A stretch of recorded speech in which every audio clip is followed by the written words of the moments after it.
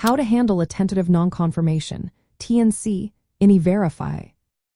Have you ever wondered what to do if you receive a tentative nonconfirmation when using E-Verify? It can be a confusing situation, but understanding the steps can make it easier. A tentative nonconfirmation occurs when the information you entered from an employee's Form I-9 does not match the records held by the Department of Homeland Security or the Social Security Administration. This mismatch does not automatically mean the employee is unauthorized to work. Instead, it indicates that further action is needed to resolve the issue. First, once you receive a tentative nonconfirmation, it is essential to notify the employee right away. This notification is important because the employee has the right to contest the tentative nonconfirmation if they believe it is incorrect.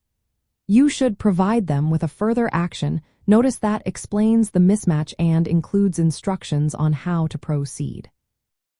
Next, double-check the accuracy of the data entered into E-Verify.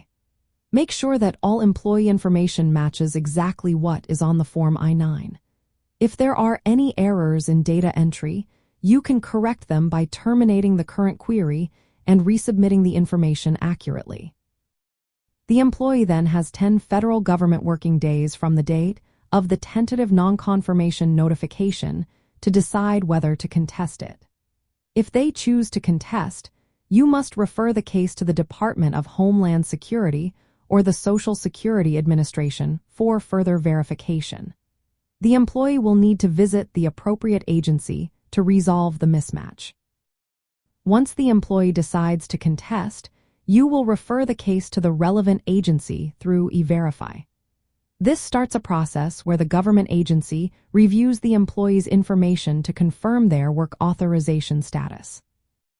It is crucial to monitor open tentative nonconfirmation cases, including those for employees who may have left the company. Ensuring all cases are resolved and closed properly in E-Verify is vital to avoid compliance issues.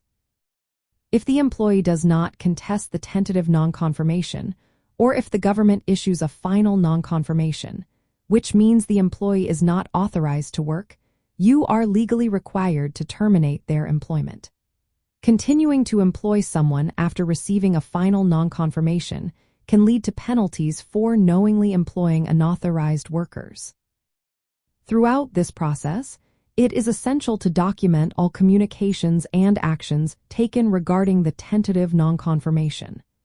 This documentation is necessary to demonstrate compliance with employment laws and E-Verify requirements. In practical terms, as an administrative professional, you should maintain clear procedures for handling tentative nonconfirmations. Ensure timely communication with employees, accurately enter data, and follow up diligently until each case is resolved and closed. This approach helps your organization meet legal obligations while respecting employee rights and minimizing risk.